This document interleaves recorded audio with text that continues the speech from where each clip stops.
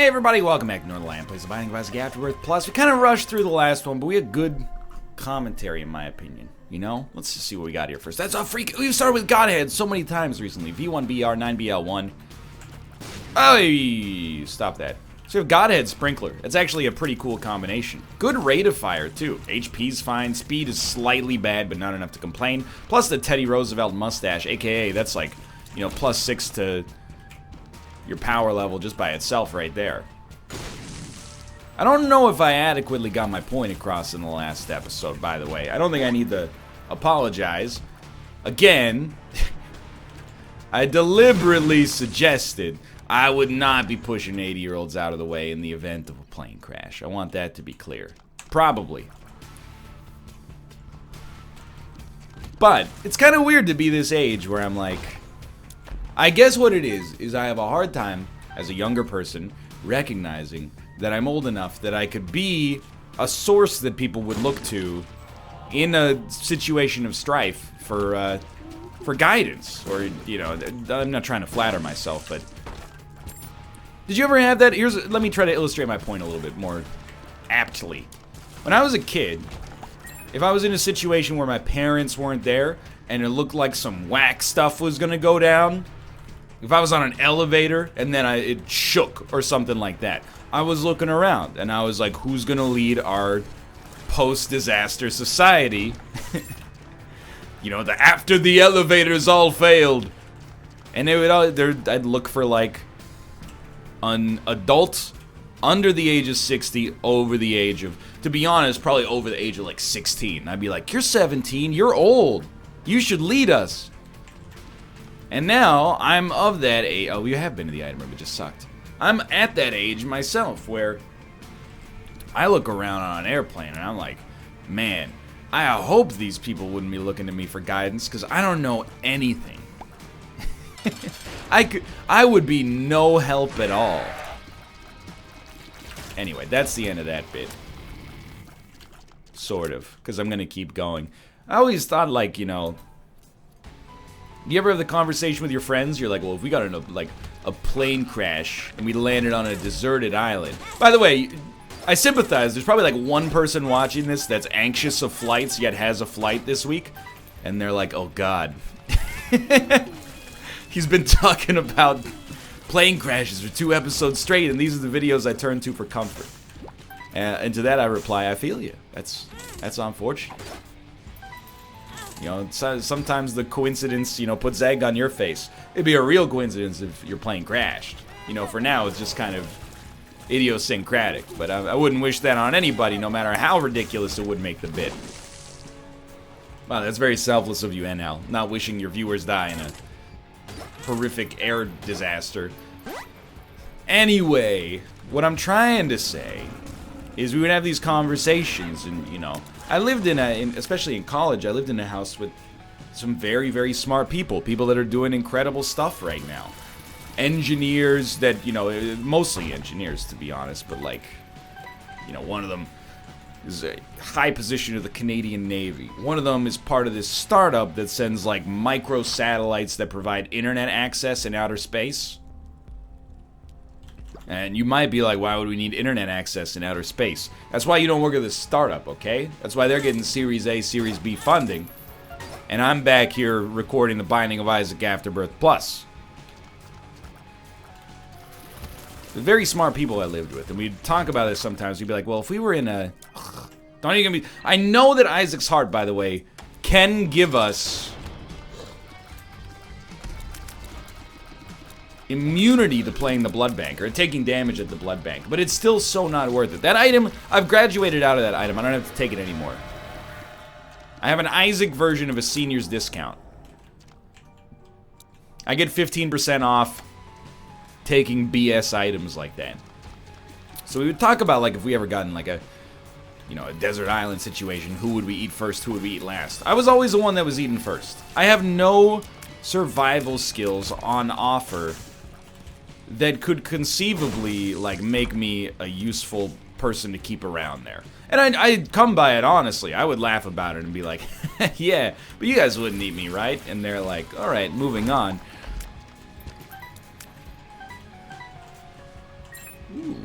I forgot that the chest would become a key as well. Let's, yeah, let's play the blood bank some more here.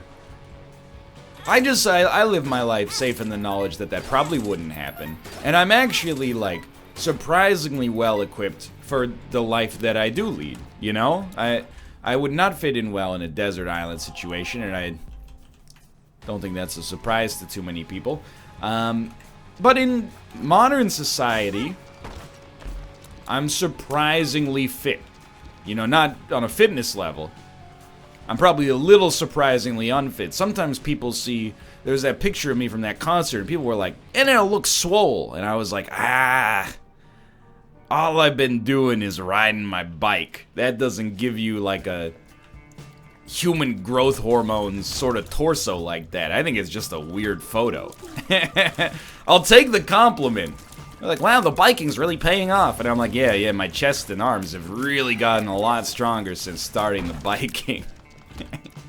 But, you know, why am I fit for the society in which I live? Always quick with an anecdote. Funny metaphors, quick references, you get the idea. You know, I'm like the guy, if I were in Lord of the Rings, you would, like, hate me. I would be the guy who's like, here comes Strider, remember him? Haven't seen a fool like this since Tom Bombadil came over from Rivendell. And everyone would go, oh. And then Aragorn would just, like, destroy me. That's Aragorn. It's played by Al Pacino. Who are you? Grab this. Okay. Well, one bomb could probably get us all that, but I'm relying on maybe being able to fly after this is over. We'll see. It's a great run so far. It's a very, very great run so far. We also have red hearts, so we can afford to take, I was gonna say whatever we get in here, but obviously, like, we're gonna take this. And we could take Headless Baby, but Headless Baby is a bad item that is not a good item, so we're gonna leave instead. Dude, I mean, we've been going real quickly, but why not, right? That was the best bomb we've ever placed, except it did not... Thank you. Did not knock this stuff out of here. Alright, I've demonstrated. As you can see, I am a god, and we'll be moving on to the next floor, apparently. I'm very lucky, I think, that I was... Well, it's tough to say, you know, it's like a tabula rasa, you know, nature versus nurture thing. Because would I still be the kind of person I was if I was born in a different time period? I would say no. Like, I'm pretty sure that the reason, you know, my life has been structured in kind of the way that it has is because of the, not unique upbringing, but because of the parameters of my upbringing that applied. You know, like, I was an only child, spent a ton of time reading, a ton of time watching old 70s sitcoms, and then when the internet came out, it was like, you know, spend all day, every day on the internet. I had a thirst for knowledge. For whatever reason, I've always been the kind of curious person that when I have access to the internet, I wasn't like, alright, let's spend like... Please don't take offense to this. I was never like, I'm gonna spend 18 hours a day on RuneScape. I was more like, I wonder what Pablo Picasso died from, you know? And then... you just look it up, and then when your brain's a sponge, you remember everything. And that's how, you know, sugar, spice, and everything nice, you end up with the recipe for one Northernlion, in case you're trying to make your own in the future. Who knows if I grew up, you know, like, on the savannah 4,000 years ago. If I'd be some kind of, like, killing machine. I have no idea. It's weird because, like, you know, your genes kind of give you a snapshot of, like, what your ancestors were like, right? And I'm looking at it and I'm like, I was bald and hairy when I was 19 years old. I was the only 19-year-old I've ever met in my entire life, and there's probably, like, maybe a few hundred watching this right now. Take solace in the fact you're not the only one. I started balding as a teenager. I had shoulder hair before I left high school. It's very weird when you watch other, like, stand-up comedians. They'll do a bit. Oh, we should definitely pop that. I'll be like, it sucks getting older. I got a hair on my back. And I'm like, what do you mean getting older? I hit puberty and had like 2 years, and then I had back hair. So I've always felt like, you know, inside of my genetic code somewhere, there's just like an X-Man. One of the hairy X-Men, like Sabretooth, was like my great-great-great-great-great-great-great-grandfather or something like that. Okay, I'm gonna blow this up. I'll blow you up. Really? Okay, fine. Half of a red heart. What a world.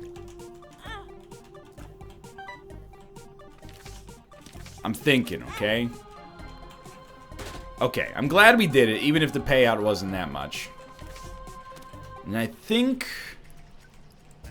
Oh, we got a lot of potential options here. What is this? Strength. Another strength card. I think we should keep that. Keep the stars card as well. Because we have a chance to become Guppy here and just set this run off, like, to a degree it's never been set off to before. We have no bombs. We can fix that. Very easily, actually. But let's start by going in here. Guppy, please. No Guppy. That's fine. We'll teleport out and move along with our lives. So yeah, they give you like a snapshot. I'm glad, by the way, that things aren't like they were in the year 8000. I know it's a controversial statement. But I am, I mean, obviously, like, much cushier life now. I think that's a question we've talked about on the NLSS from time to time, is like, would you rather be like of average wealth in 2018? And I know the average wealth is like negative $3,000 or something like that, but disregard that part. Would you rather be average wealth, and you can start here actually, in 2018, or like fabulously wealthy in the 1600s?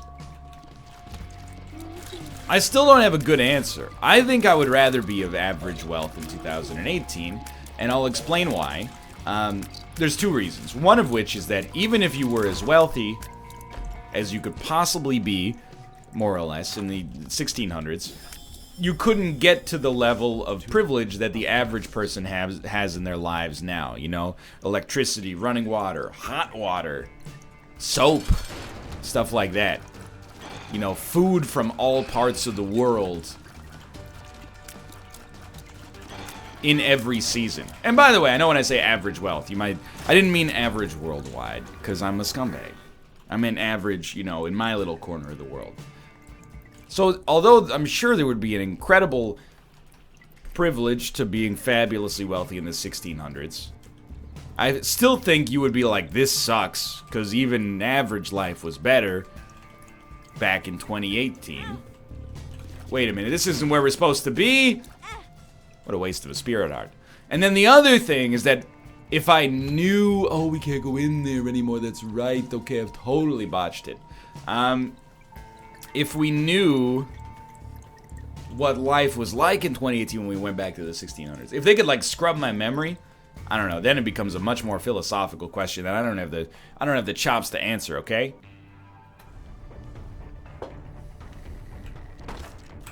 But you get the idea. I stand by that decision. That's not a satire for me. In fact, I've often, you know, when people think about like, what historical figure would you like to be? Some people are like, Alexander the Great. Are you crazy? First off, dude died in his 30s. Nobody knows why. Probably cirrhosis. But anyway, he warred constantly for like his whole life. That's what you want to do? That's scary. You're a scary person to be living in today's society and be like, yeah, I wish I was a world conqueror. A genocidal figure from history. I'm not trying to say, you know, I mean, you know when people say, like, it was a different time. Yeah, he was racist, but it was a different time. This really was a different time. It was like 2,000 years ago. They didn't have anything else to do except fight, okay? And drink wine that probably sucked really bad. It wouldn't even be a Cabernet Sauvignon. It's probably all Merlots. Anyway, This is why I fit in well with today's society.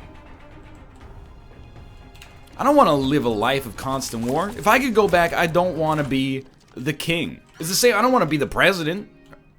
I want to be like a really, really, really well-off person that nobody knows exists. That's tempting. I'm going one deeper. Infamy is so good, but like, it's not exciting. Give me some there we go, that's exciting. You know, I want to be like Tom from MySpace. I don't want to be Mark Zuckerberg doing congressional hearings and, you know, still tethered to the business he accidentally made when he was like 19 years old. Give me Tom from MySpace, you know, sold the website for like $8 billion. Got out while the getting is good. What's Tom up to now? I have no idea. Probably just living like a life he could not have imagined when he was 16 or 17 years old, and very few people are bugging him, I imagine. And when they bug him, I'm pretty sure they're probably going like, hey, I remember you. You're my friend from MySpace, you know? And most of those interactions are probably good. To be honest, being a YouTuber is pretty much, it's up there. It's closer to the top than it is to the bottom, I think, regardless of what you read from other people on Twitter. Oh, so rarely do I have a bad situation in public where somebody goes like, hey, I hate you, you know? And by oh so rarely, I mean that's literally never happened. I will say, I was in the hotel lobby at this Hitman event. It was like 2 in the morning. And I was talking to my buddy, and then this dude walked in. He was talking to a lady. So right away, you know, what's up with this cool guy? No, but he's talking to a lady, and he goes, see that guy, now that guy, and then the last word was unintelligible, and he pointed at me. And my buddy didn't hear what he had said either. I was like, what did that guy say? He just walked off and like got in an elevator. What did that guy say? I don't know. What did he say? I don't know. We were talking to the person behind the front desk. She was like, I don't know what he said either. It was a weird situation. I don't know. He could have said that guy looks cool. He could have said that guy's Canadian. That guy looks like an idiot. I hate that guy, you know? Who knows? But it will haunt me forever. It's like the final words at the end of Lost in Translation. Gung, gung, gung, ch, gung, gung, gung. Let's go. We're guppy.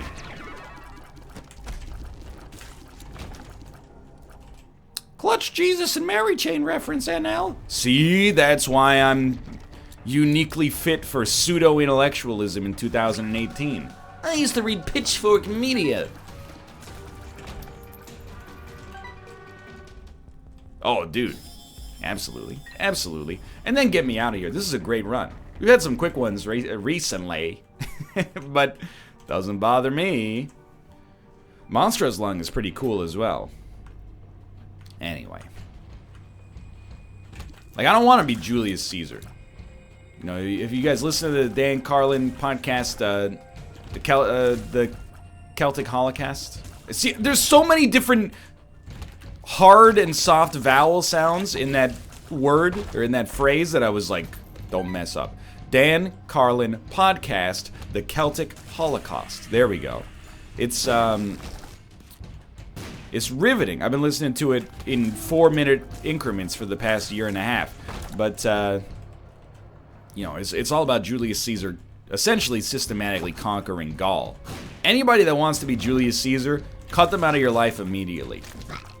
Obviously accomplished a lot of incredible things. I think we are of the, you know, I'm not trying to get into this aspect of it necessarily, but it's very funny that, you know, when we teach history, I think a lot of people end up with the lessons like, Julius Caesar is so cool. And you're like, yeah, he's really cool. Because you're like learning it from the perspective of the Romans.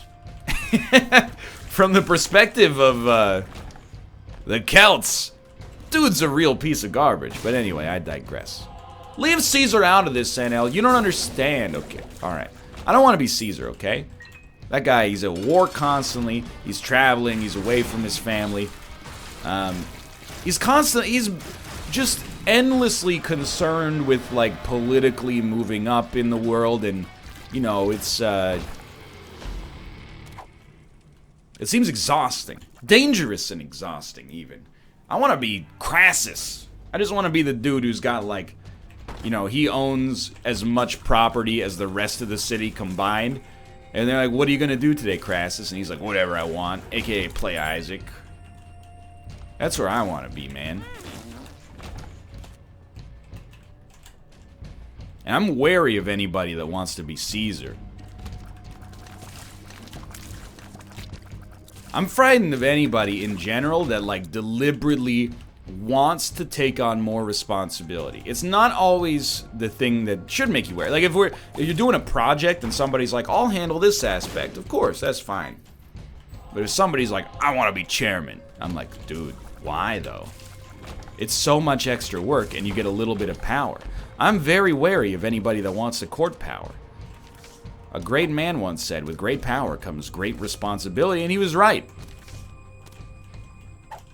I would be like, I don't know if I'd be the best leader or I would be the worst leader. Because I have no plans for how to actively steer the nation. You know, if I was like the Prime Minister of Canada, I'm just like, things are pretty good, so I'm just going to be over here. Call me if things get messed up, call me if you need me, and I'll step in and I'll do something. But otherwise, you know, you guys can handle it yourself, self-governance and all that.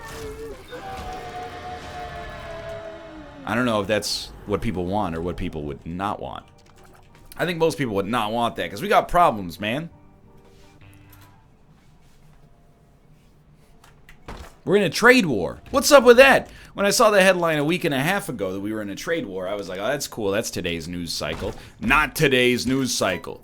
This year's news cycle. We are at war in Canada with the United States over milk. What year is it?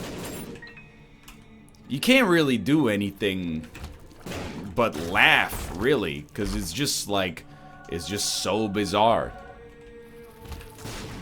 I used to think, you know, I've been on the internet for a long time. I was like, the internet's always been like this, and then sometime around like 2014, I was like, man, the internet used to be better. And then in 2016, I was like, the internet used to be a lot better. Now in 2018, I'm like, what is happening? I am like almost in, no, we don't need any of this garbage. I'm almost entirely apolitical. I get like a couple of tweets a week now. People are like, hey, check this out. Your prime minister has fake eyebrows. And I'm like, what are you doing? I play video games on the internet, and you're trying, I don't know if you're trying to like activate some kind of like Manchurian candidate style programming in me or something like that. It's bizarre. I think we save Wheel of Fortune and Perthrow, and we don't take the Emperor card because we're going to steamroll the rest of this run anyway. The world's so strange. I thought we were allies with the United States. I didn't realize we were bitter enemies. You know what it's like is, and again, this is not being political, this is just being funny. You know, the President of the United States, Donald Trump, brought up recently, said, wasn't Canada the country that burned down the White House in the War of 1812? And as they use that as a way of justifying the idea that Canada is a national security concern for the United States. Now, part of me was like, oh my god, that's my bit. I've done that bit like 10 times where I'm like, Canadians are so proud of having burned down the White House, even though it was the English. And I was like, thank you so much for giving me something easy to talk about. But I was also, it's like when you're having an argument with somebody and they bring up something that was resolved 200 years ago, and you're like, I thought we agreed that we were over that. And they're like, it's the kind of thing you can't get over. Like, oh, okay, I didn't realize that we were still holding a grudge over that. Anyway, so that's the world we live in today. Again, as mentioned, if you're watching this in the United States of America, I believe you owe me $1,000 each for watch, something along these lines. It's, I don't even know what a trade war is. Like, I mean, literally, this is how pathetic I am. When I saw that we were in a quote-unquote trade war, I was like, can I still go to PAX? Not like, should I still go to PAX? Which is actually, I mean, a lot of Canadians are like, Canadians travel to the US all the time. Way more than Americans travel to Canada. Because, I mean, you got Florida, is what it really comes down to. And New York City. So, Canadians, a lot of them are canceling travel plans to the US. So we're like closing ranks, you know? Instead of going to New York City, we're like, I'll just go to Canada's New York City. Lethbridge, Alberta. So I'm just wondering if I even still, I'm worried about being hassled at the border. They're like, hey, you got any, this bit will work, but you gotta give me some rope here, okay? Sir, do you have any steel or aluminum you'd like to declare before crossing the border? I swear. Steel, aluminum, what's that? I've never heard of it. That's me walking and steel bars are clattering together in my pocket. Sir, can you step through this metal detector, please? I'd rather not. I'd prefer not to if that's cool with you. And then I'll save you the sounds of me being anally probed to get all the tin cans out of my anus, but you get the idea. So yeah, it's a bizarre world. I don't know. They didn't train me for this, you know, in our English and history classes in high school. They never brought up the scenario of, like, what if your closest neighbor just starts a trade war with you and then tries to blame you for starting the trade war. We never really thought about that, you know? We were more like, should they have dropped the nuclear bombs at the end of the Second World War? We should have been... History class now has got to be, it's got to be exciting. I want to see some of those debates. Anyway, thanks for watching. I hope you guys enjoyed the episode. If you did, click the like button. Helps out a great deal. Of course, subscribe if you want to see more in the future. For now, thanks for watching, and I'll see you next time.